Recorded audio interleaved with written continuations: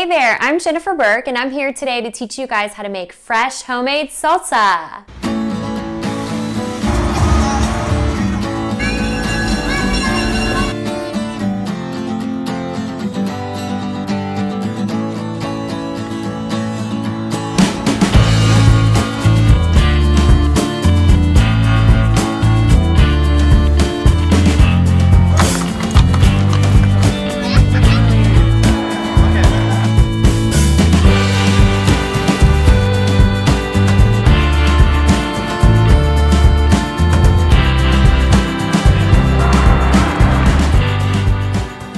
So today I'm here to teach you how to make fresh homemade salsa.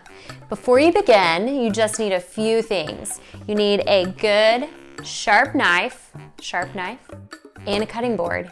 And really, that's pretty much it. I'm gonna be using my food processor today because it makes it a little bit easier and a little bit faster. But I'm gonna tell you, I've made this recipe for years without a food processor. Before that, I just did it the old-fashioned way. I had a sharp knife and a cutting board. So before you begin, those are a few things you're gonna need. I love this salsa recipe. It's so fresh, it's so easy.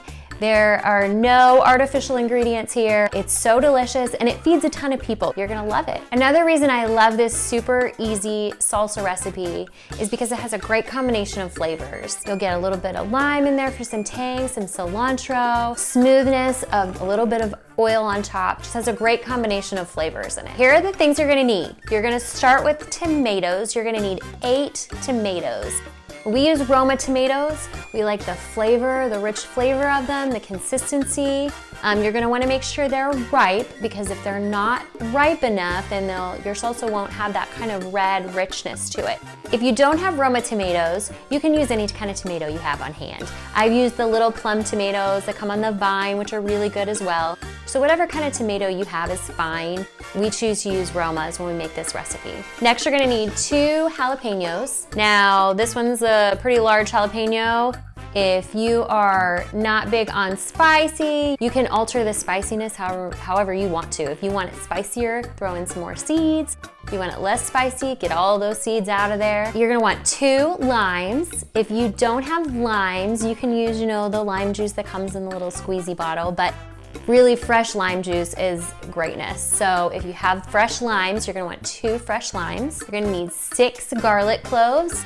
So we like our salsa to have a little bit of garlic in it, so 6 garlic cloves. Half of a red onion. If you don't have a red onion, feel free to use, I've used a white onion before or a yellow onion. The red onion though is a little bit sweeter and it just blends really great with all the other flavors. So if you have a red onion, that's great. If not, use what you've got. Next, you need 16 sprigs of cilantro, approximately. I love cilantro, so I usually end up throwing a little extra in at the end. So I know cilantro comes in a big giant bunch. So you can throw in some extra cilantro if you like the flavor of it. Some people do not like cilantro. If you're one of those people, then leave it out. I don't know. The more cilantro, the better for me. You're gonna need 1 teaspoon of salt for this recipe.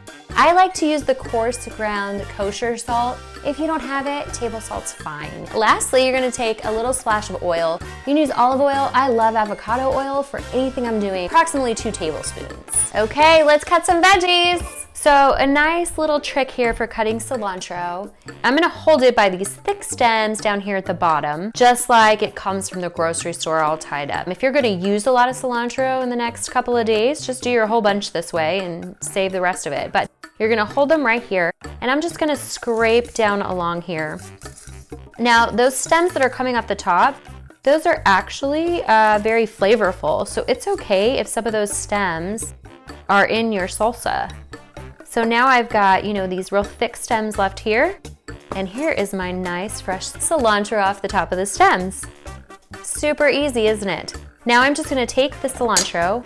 To make it even easier, I can just roll it up tight like this, and I'm just gonna chop these. Now I'm putting it in my food processor. If you are not using a food processor, again, you're gonna chop them pretty small. You're gonna chop them and then maybe turn them and chop this way again and make those tiny pieces of cilantro. All right, we're gonna put this one in the food processor. Start off with those nice, ripe, fresh Roma tomatoes or whatever kind of tomato you have. So we've got 8 of those tomatoes to do. So we're gonna chop the top off of those tomatoes, and then I'm gonna chop the tomato into quarters lengthwise.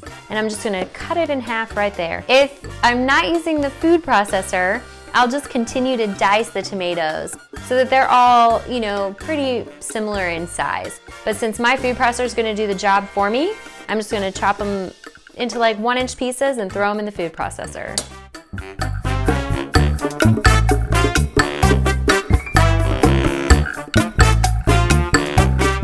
Next up is our jalapenos, spicy jalapenos. Okay, you're gonna take the jalapeno and just chop that top right off. We don't need the top at all. Now I'm gonna slice my jalapeno in half. So you can leave as many seeds in there as you want if you want it to be really spicy. So I usually leave, you know, a little bit in there because we like a little kick to our salsa. So I'm not real neat about it because I don't really care how many are left in there. I want some in there. So I'm just gonna kind of leave that, and I'm gonna cut this in half, just like that. Those can go right in my food processor like that. Now, if you are not using a food processor, keep in mind you've gotta dice these guys. Now, handy trick, if you happen to have a grapefruit spoon, you can use a grapefruit spoon to kind of scrape out those ribs in there and the seeds as well. Now don't go out and buy a grapefruit spoon. We happen to have this. It's been in the family for a long time, so we like to make use of it. You're just gonna slice out as many of those seeds as you want out of your salsa. All right, I'm ready to put these in the food processor. Next up, we got our fresh limes. I love limes. I love them in margaritas, but I love limes. I like to kind of roll out my limes a little, kind of smash them down. You can kind of feel them loosening up inside, and it just makes it, whenever you go to squeeze the juice in, just makes it easier to do. So I like to kind of loosen up all that lime in there. So once I've squeezed it down, kind of pressed on it, I'm gonna take my knife and I'm gonna cut it right down the middle. Now you might have a juicer, a squeezer that you can use, that's great. I just kind of slice mine. I put a little indent in it each way, which makes the lime juice come out a little bit easier. And then I'm just gonna squeeze the lime juice right out of this lime. Okay, once I've kind of pressed down on that lime and I've gotten it kind of, see how it's real loose and it's ready to be squeezed. So now I'm just gonna take it and I'm just gonna squeeze that lime juice right into the bowl, as much as I can get out of there. And sometimes you might need a little spoon to help, but it should come out pretty easily. And you can check too for limes that are gonna be juicier by just kind of feeling them. If you're getting a really hard lime, chances are it's gonna be hard to juice. It's just not gonna come out as easily. But if it's got a little give to it when you kind of squeeze it, and it's got a little give, it should be much easier to juice.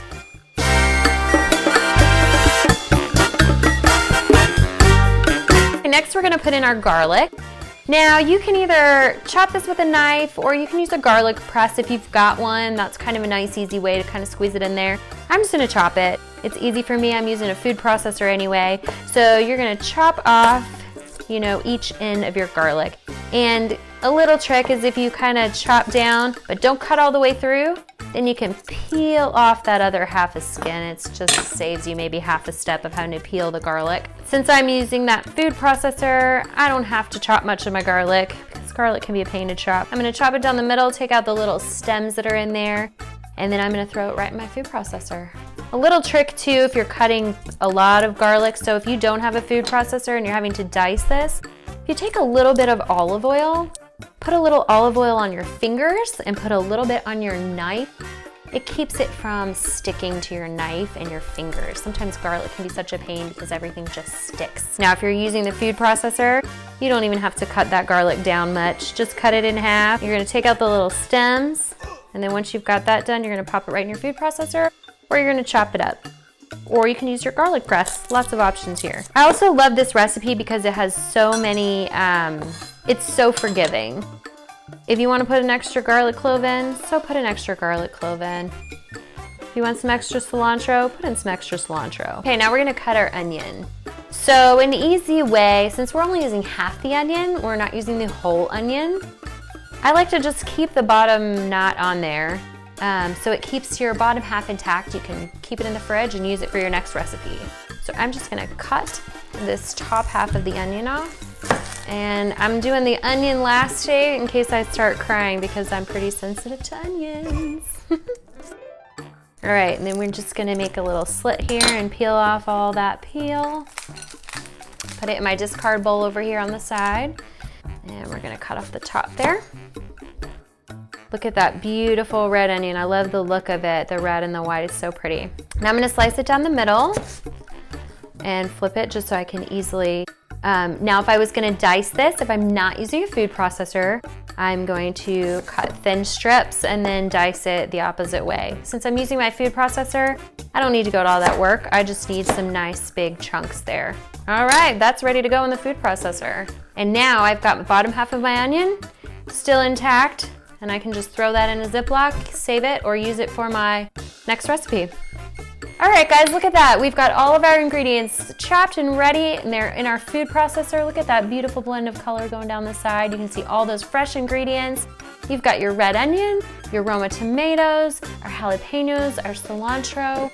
We're gonna add in our salt, so we're gonna put in 1 teaspoon. Again, I like to use that nice big kosher salt. It gives it lots of flavor. And this guy is ready to blend.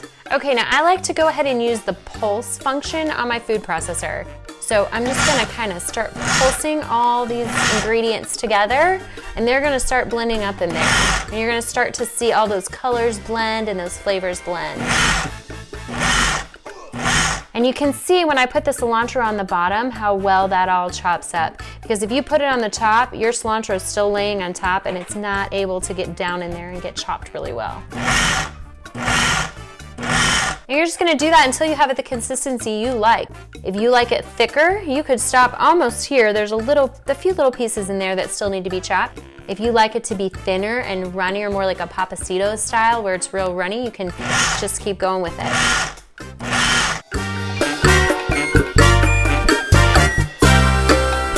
All right, let's take a look. Look at that. That looks delicious. See how fresh that is? I can smell the jalapenos, I can smell the cilantro, I can smell the tomatoes. Look at that. We've got our salsa all ready to go. I'm gonna take it, I'm gonna pour it into my serving bowl. Just kind of even it out a little bit. Give it a nice little stir so it looks nice and pretty on top. Look at that, doesn't it look awesome? Looks delicious. The last step is to just drizzle some olive oil on top or avocado oil. I'm using avocado oil today. You want about 2 tablespoons, but I just kind of eyeball it. So I'm just gonna dribble a little oil on top there. I'm gonna let that kind of sit, let all those flavors soak together for about 15 minutes before I'm serving that up to my friends. But looks amazing. I'm excited to eat this one. Now that your salsa's been sitting with that oil drizzled on top, you're just gonna take a spoon or a spatula and mix in that oil. It's gonna give your salsa a nice velvety feel.